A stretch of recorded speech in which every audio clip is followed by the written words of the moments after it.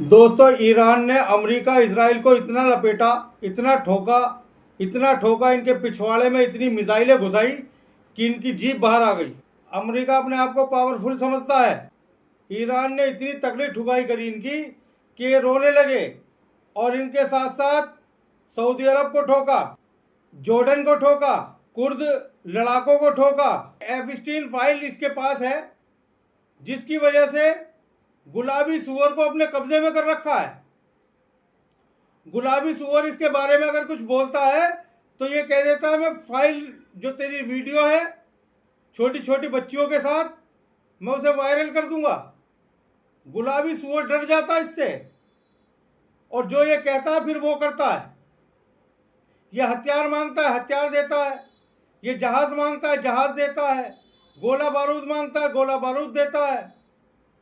गुलाबी सुअर की फटी पड़ी है। अगर पूरी दुनिया में कहीं पर शांति व्यवस्था भंग है तो सब इस गुलाबी सुअर की वजह से है। और कुछ अंधभक्त जो कि इसकी नस्ल के हैं, वो चाहते हैं कि ईरान बर्बाद हो जाए। और कुछ मुल्ला जो अपने आप को अब्बा जब्बा करके सऊदी अरब का और यूएई का और बहरीन के अपने आप को बहुत अच्छे मुसलमान समझते हैं, जबकि लानत उनकी जिंदगी पर। जो सरकारें हैं वो तो अमेरिका की गुलाम हैं, और जो वहां की पब्लिक है वो न शिया करती है न सुन्नी करती है, वो ईरान के साथ है। ईरान सुन्नियों के लिए हमेशा बोलता है, वो शिया सुन्नी नहीं करता है। वो अपने पड़ोसी देशों को भाई बताता है, इनकी सुरक्षा के लिए खड़ा रहता है। फिलिस्तीन के लिए बोलता है, गाजा के लिए बोलता है, लेबनान के लिए बोलता है। वो सब मुस्लिम देशों के लिए बोलता है। 57 देशों में सिर्फ एक ही भाई है, बाकी ये तो हिजड़े हैं सारे। ये लोग कौम के गद्दार हैं। जितने सऊदी के लोग हैं ज्यादातर कौम के गद्दार हैं। और यूएई दूसरा इजराइल है। इजराइल हमेशा इब्राहिम अकॉर्ड बनाना चाहता है, ग्रेटर इजराइल बनाना चाहता है, आसपास के देशों पर कब्जा करना चाहता है, और ईरान उसको रोकता है। ईरान के खिलाफ रहता है इजराइल। पिछले 40 साल से वो सोच रहा था कि अमेरिका में कोई ऐसा राष्ट्रपति आए जो मेरा साथ दे, तो इसे कोई नहीं मिल रहा था। बहुत दिन से प्लान करे बैठा था। अब आकर इसका प्लान कामयाब हो गया।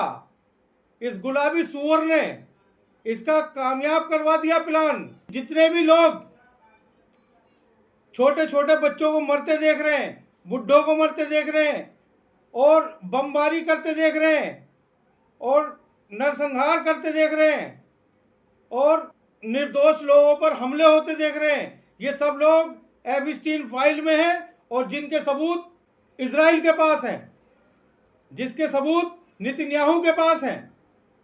वो इन चीजों का फायदा उठाकर इन लोगों को अपने विरुद्ध काम नहीं करने देता, उनके आदेश नहीं चलने देता, अपनी मनमानी करता है। ये कुत्ते का पिल्ला इतना तेज है कि जब भी जंग खत्म होने जाती है, सीज फायर होता है, तो ये उसका उल्लंघन कर देता है, लड़ाई बढ़ा देता है, झगड़ा बढ़ा देता है, जिससे कि जंग चलती रहे और इसकी कुर्सी बची रहे। क्योंकि जंग खत्म होते ही इसकी कुर्सी जाना तय है, और ये कुर्सी बचाने के लिए कुछ भी कर सकता है। F-16 फाइल से ये सब देशों को डराता है। बहुत सारे देश के बड़े बड़े नेता, राष्ट्रपति, प्रधानमंत्री उस F-16 फाइल की कैसेटों में कैद हैं। छोटी छोटी बच्चियों के साथ उनकी अश्लील वीडियो हैं, जो सारी की सारी इसके पास हैं। ये सबको डरा डरा कर अपनी मनमानी कर रहा है पूरी दुनिया में। अगर इस दुनिया में कोई आतंकवादी देश है तो वो इजराइल है। इजराइल से बड़ा कोई आतंकवादी देश नहीं है। इजराइल ने पूरी दुनिया में आतंक फैला रखा है और उसका साथ अमेरिका देता है। अमेरिका न ये देखता कि ये क्या कर रहा है, क्या नहीं कर रहा है, किसको मार रहा है, किसको नहीं मार रहा है, बच्चों को मार रहा है, बूढ़ों को मार रहा है, किसको मार रहा है, कोई मतलब नहीं है। उसे तो एफस्टीन फाइल से बचना है और इसका साथ देना है।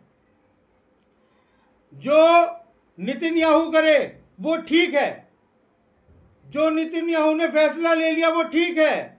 अमेरिका को सही मायने में अगर कोई चला रहा है तो वो नेतन्याहू है। डोनाल्ड ट्रंप तो मोहरा है, डोनाल्ड ट्रंप की चलती नहीं है। अगर डोनाल्ड ट्रंप की चलती होती तो आज नेतन्याहू की हिम्मत नहीं होती कि वो लबनान पे हमला कर देता, 200-250 आदमियों को मार देता, निर्दोष लोगों को मार रहा है, सबको बताता है ये हिजबुल्लाह के आदमी है, ये हिजबुल्लाह है। अरे आम आदमियों को मार रहा है तू, छोटे छोटे बच्चों को मार रहा है तू, 3-3, 4-4 साल के बच्चों को मार रहा है तू, सबसे बड़ा जालिम है तू नेतन्याहू। एक दिन आखिर ऐसा आएगा कि तुझे भागने के लिए जगह कम पड़ेगी। ऊपर वाले की लाठी में आवाज नहीं है, तेरा हश्र बहुत बुरा होगा।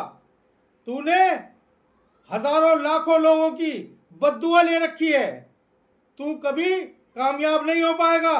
तू शैतान है, तुझसे बड़ा शैतान इस दुनिया में कोई नहीं है। और ये गुलाबी सुअर जो तेरा साथ दे रहा है और तू कुत्ते के पिल्ले जो तू गलत काम कर रहा है, तुझे एक दिन इसका खामियाजा भुगतना पड़ेगा। ईरान हक के लिए लड़ रहा है, ईरान मजलूमों के लिए लड़ रहा है, ईरान फिलिस्तीन के लिए लड़ रहा है, ईरान लबनान के लिए लड़ रहा है। और तू शैतान है, तू इब्लीस है, तू गलत काम कर रहा है। तुझे इसीलिए ये ईरान चुभता है। तू सोचता है कि मिडिल ईस्ट में ईरान को खत्म कर दिया जाए तो तेरा राज चलेगा, तेरा राज नहीं चलेगा। ईरान जैसे बहुत देश हैं, जिस दिन वो खड़े होंगे उस दिन तेरा बेड़ा गर्क होना 100% निश्चिंत है। तू बच के रह, क्योंकि तुझे ऊपर वाला बख्शेगा नहीं, तेरा बहुत बुरा हाल होने वाला है। और अभी पाकिस्तान ने एक प्रपोजल दिया सीज फायर का, 10 शर्तें रखी, फटी पड़ी थी अमेरिका की, बार बार किसी से कह रहा था सीज फायर करा दो, ईरान मना कर रहा था, ईरान कह रहा था कि नहीं सीज फायर नहीं होगा, या तो युद्ध रुकेगा या तो जंग रुकेगी या फिर हार और जीत होगी। मगर तेरी फटी पड़ी थी, तूने एक नया प्लान बनाया, पाकिस्तान से एक ट्वीट कराया, फिर 10 नंबर का एक प्रस्ताव भिजवाया और खुद ही कह दिया कि हाँ हम जो है सीज फायर कर रहे हैं। अबे तेरे सीज फायर करने से क्या हो रहा है? सीज फायर तो जब होता जब दोनों करते, और अब तू कह रहा है कि ये पॉइंट जो है बेकार हैं, ये विचार करने लायक नहीं है, इन्हें हमने रद्दी की टोकरी में फेंक दिया। अरे रद्दी की टोकरी में तो तू जाएगा, तूने अच्छा नहीं किया, तूने पूरी दुनिया के साथ गलत किया है, तेरा भी बुरा हाल होगा और तेरे इस पिल्ले का भी बुरा हाल होगा। जय हिंद, जय भारत।